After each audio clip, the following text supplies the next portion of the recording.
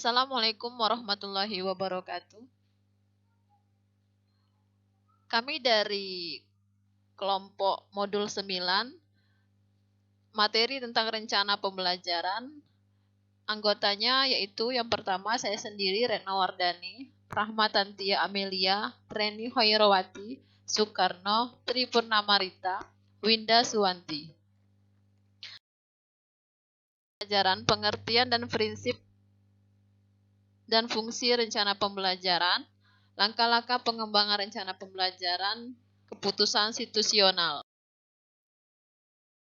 Pembelajaran pada hakikatnya merupakan suatu proses komunikasi transaksional yang bersifat timbal balik, baik antara guru dengan siswa maupun antara siswa dengan siswa, untuk mencapai tujuan atau kompetensi yang telah ditetapkan. Pembelajaran pada hakikatnya merupakan proses sebab akibat. Guru sebagai pengajar merupakan penyebab utama terjadinya proses belajar pada siswa. Meskipun tidak semua perbuatan belajar siswa adalah akibat guru yang mengajar. Siswa sebagai peserta didik merupakan subjek utama dalam proses pembelajaran. Keterkaitan antara kurikulum dan pembelajaran pada dasarnya dapat dipahami dari istilah kurikulum ideal dan kurikulum faktual.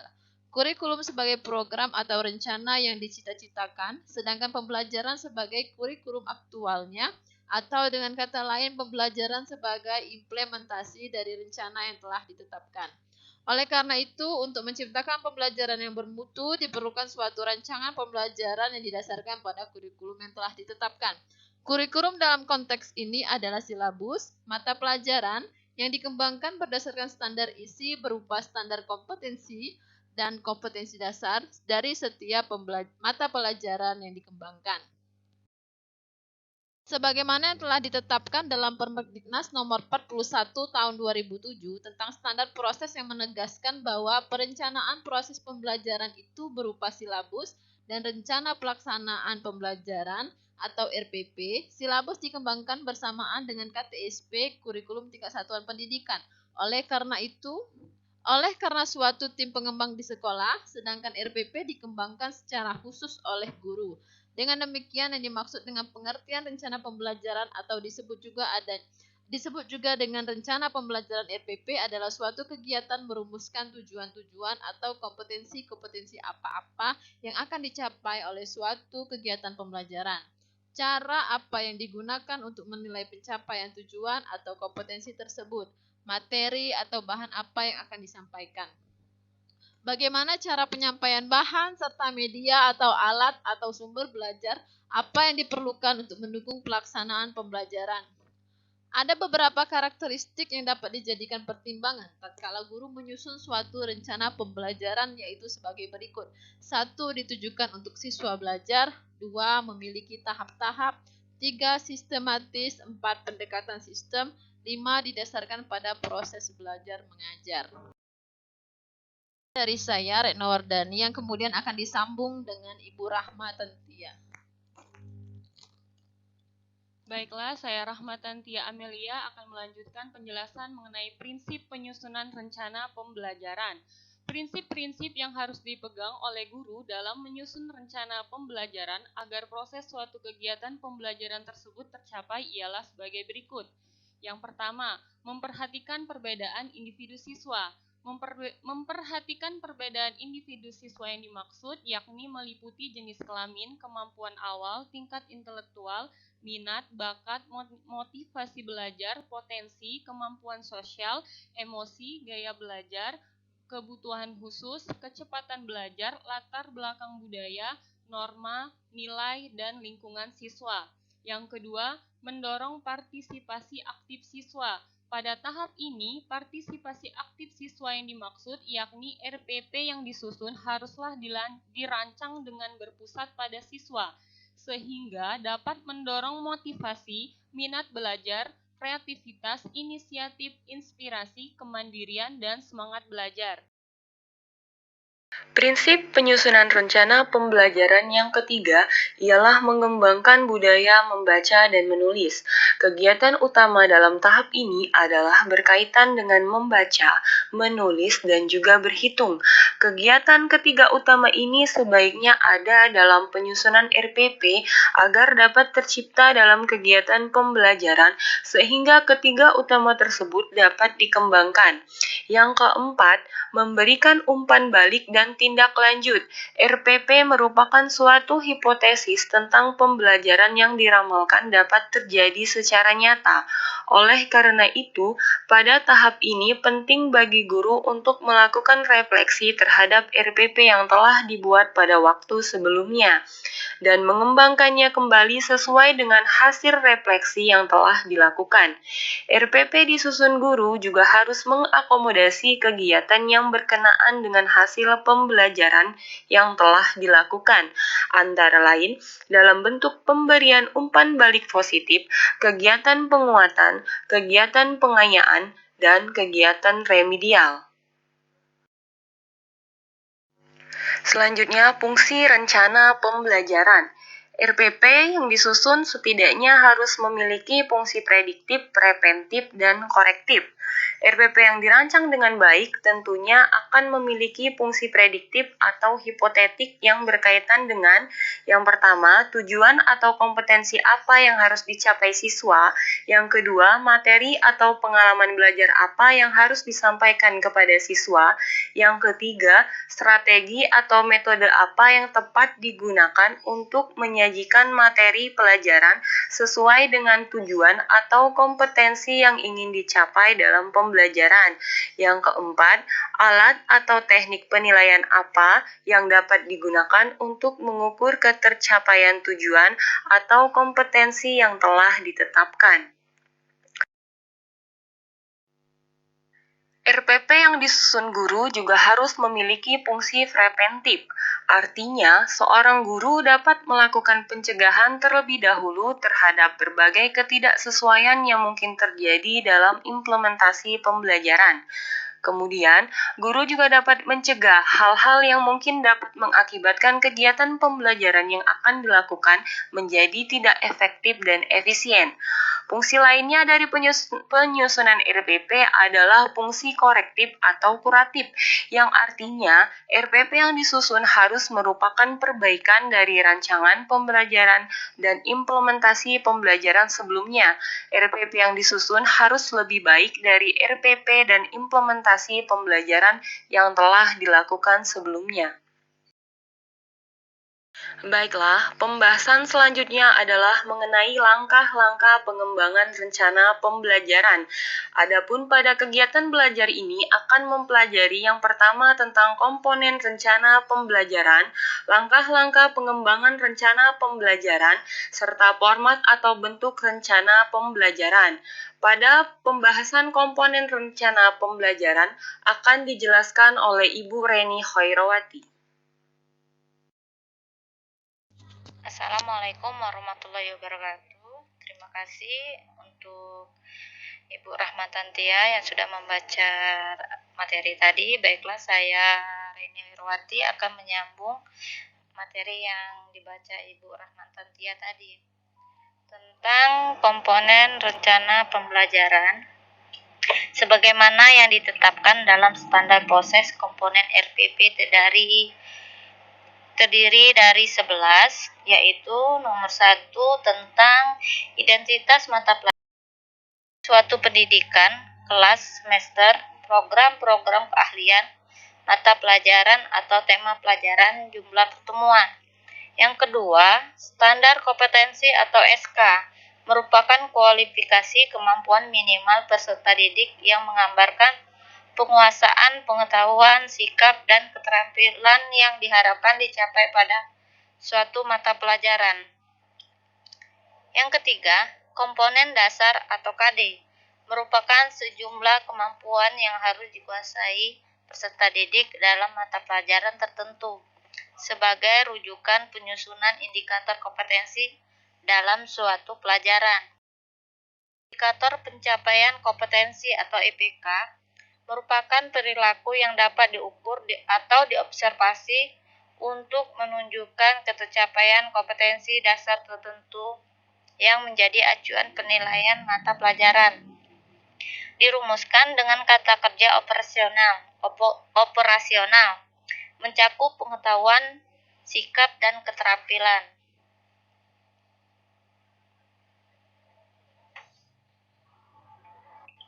Yang kelima, tujuan pembelajaran.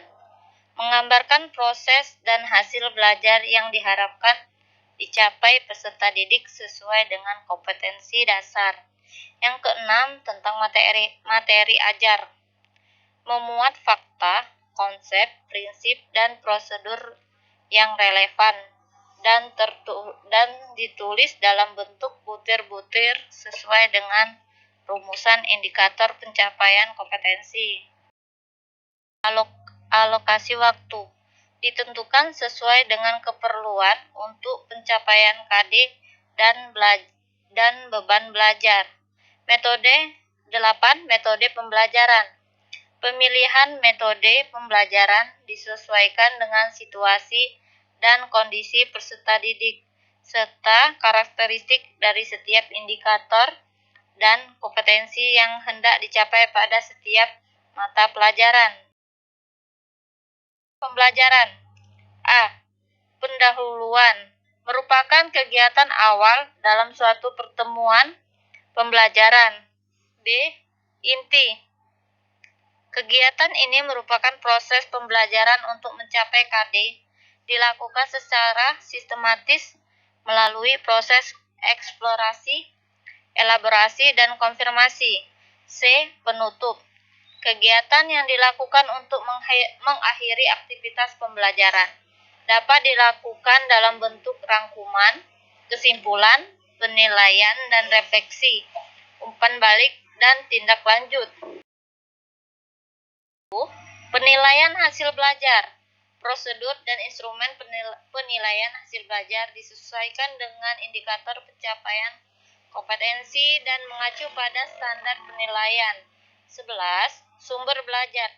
Didasarkan pada SK dan KD, materi ajar, kegiatan pembelajaran, dan indikator pencapaian kompetensi. Terima kasih. Baiklah, akan dilanjutkan oleh Bapak Soekarno. Saya persilakan.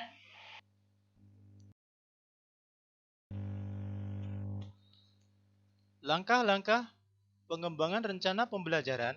Ada 4 tahap yang dilakukan untuk menyusun rencana pembelajaran, yaitu 1. Perumusan tujuan.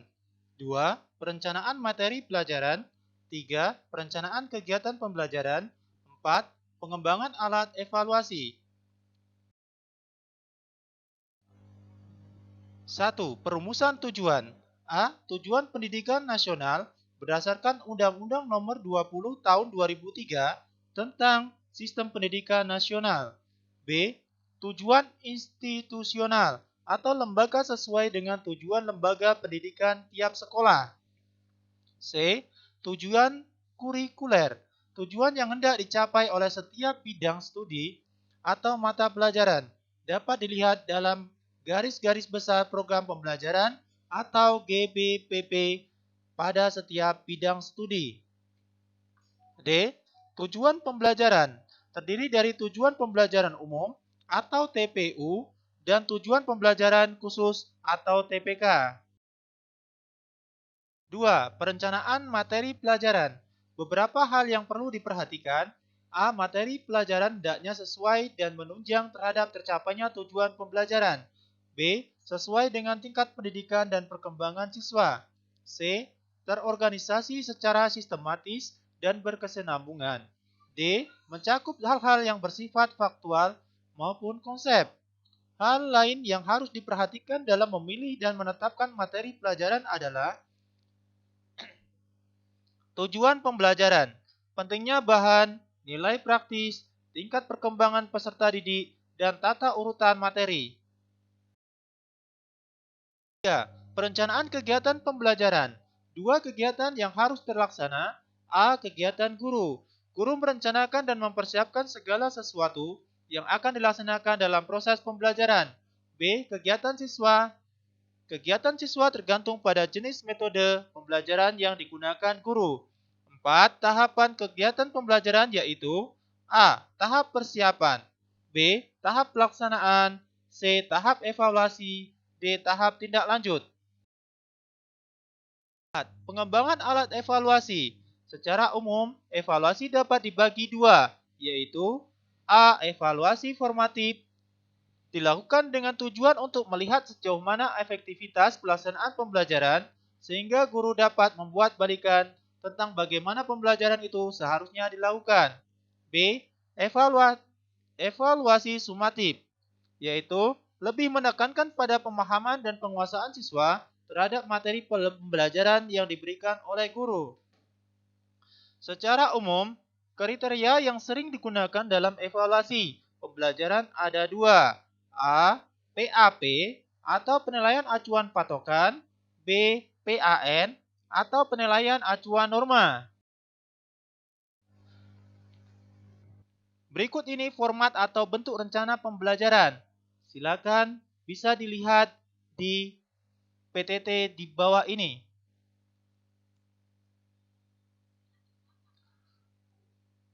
Yang akan dan selanjutnya akan dilanjutkan oleh Ibu Tri.